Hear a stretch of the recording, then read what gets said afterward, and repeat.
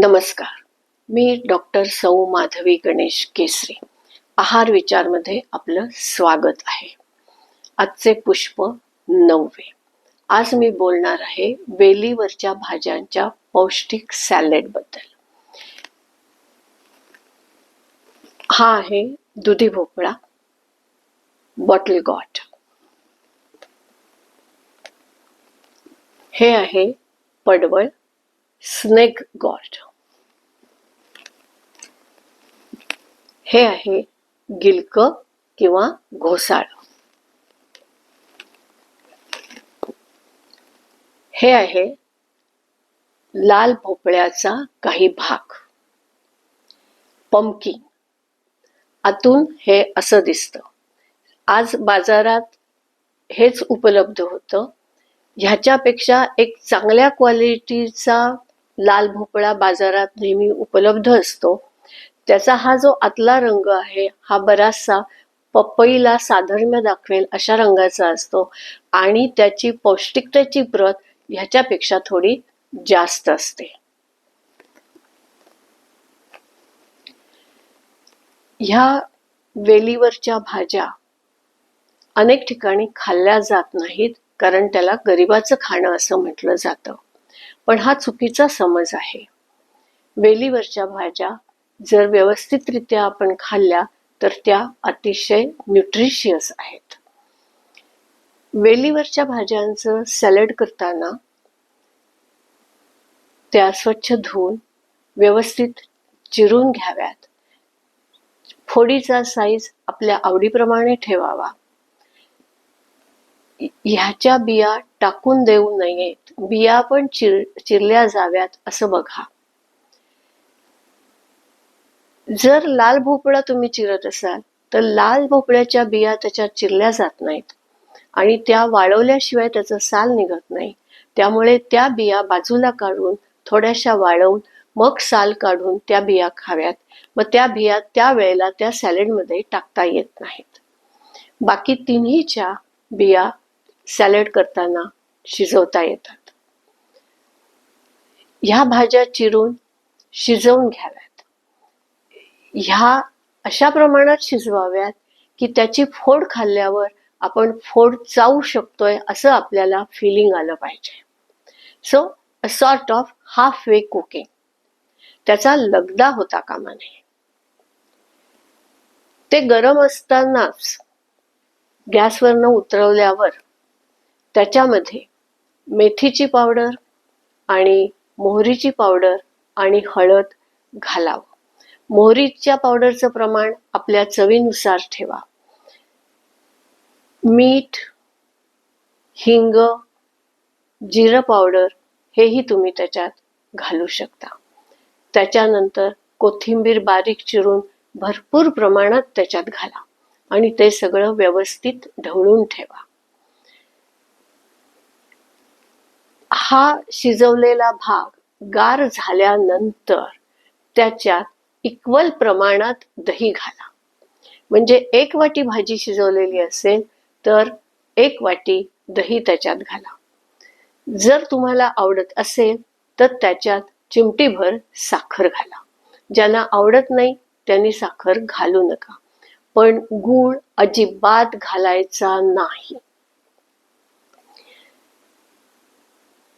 हे सॅलेड तुम्ही ताबडतोब खाऊ शकता.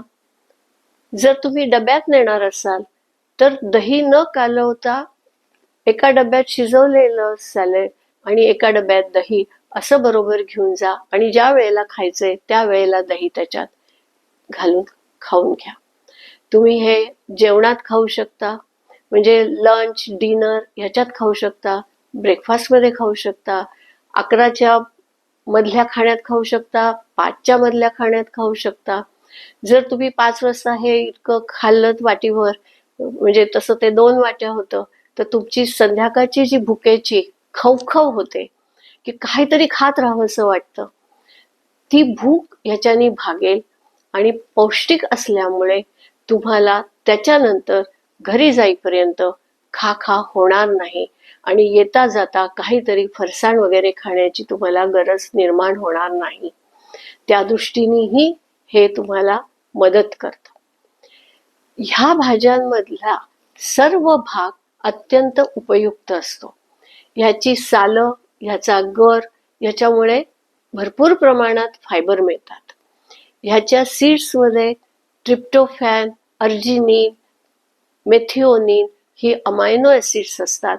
ती तुम्हाला सहजासहजी उपलब्ध होतात. कोथिंबीर घातल्यामुळे इसेन्शियल ऑइल्स तुम्हाला मिळतात. ती इसेन्शियल ऑइल्स आपलं शरीर निर्माण नाही करू शकत, त्याच्यामुळे आपल्याला त्याचा बाहेरून पुरवठा करावा लागतो. तर ही कोथिंबीर तो पुरवठा करते. हे सगळं केल्यानंतर तुमच्या हे लक्षात येईल की ह्याच्यात फायबर मिळतात, अमायनो ऍसिड्स मिळतात. सीड्समधले अमायनो ऍसिड्स जे आहेत ते रोगप्रतिकारक शक्तीसाठी म्हणजे इम्युनिटीसाठी अत्यंत उपयुक्त आहेत. म्हणजे तुमची रोगप्रतिकारक शक्ती व्यवस्थित राहील. इसेन्शियल अमायनो ऍसिड्स मिळाल्यामुळे तुमच्या ब्रेनचं काम व्यवस्थित होईल. दही हे दुग्धजन्य पदार्थ आहे. ह्याच्यात सर्व प्रकारचे अमायनो ऍसिड्स असतात. शेवटी तुम्ही त्याला प्रोटीन्स म्हणता. ती प्रोटीन्स मिळाल्यामुळे तुमचं मेंदूचं काम व्यवस्थित होतं, तुमचे स्नायू व्यवस्थित डेव्हलप होतात आणि इंटेस्टाइनल हेल्थ मेंटेन केली जाते. ह्या पदार्थामुळे म्हणजे दह्यामुळे इंटेस्टाइन मधले जे अत्यावश्यक बॅक्टेरिया असतात त्यांची निर्मिती व्यवस्थित होते आणि त्यामुळे इंटेस्टाइन आपलं कार्य चांगलं करू शकतं. म्हणजेच रोगप्रतिकारक शक्ती, स्नायू, तुमचं कॉन्स्टिपेशन, ब्रेनची ऍक्टिव्हिटी या सर्वाची ह्याच्यात काळजी घेतली जाते. वर ते खाल्ल्यावर तुम्हाला एक मानसिक समाधान मिळतं आणि सतत भूक जे वाटत राहतं ते फिलिंग नाहीसं होतं. अशा अर्थाने हे अत्यंत पौष्टिक आणि गुणवत्तापूर्ण असं सॅलड आहे. तेव्हा हे निश्चित करून पहा. निश्चित रूपात जास्तीत जास्त वेळा आठवड्यातून हे खायचा प्रयत्न करा. It's a feeling in a higher middle group, higher group and higher class of society. When I say about those groups, I mean higher socio-economic groups.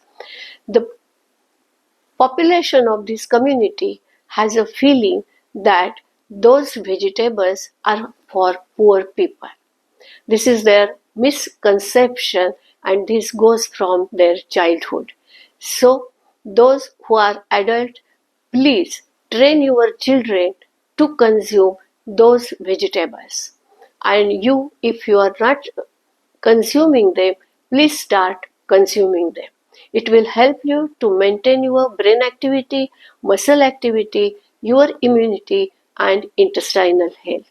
It is that nutritious so that you can maintain your health properly. दुसरा ह्याचा एक advantage असा आहे की अगदी नुकतंच खायला सुरुवात केलेल्या लहान मुलापासून ते अतिवृद्ध माणसांपर्यंत सगळ्यांना हे खाता येतं.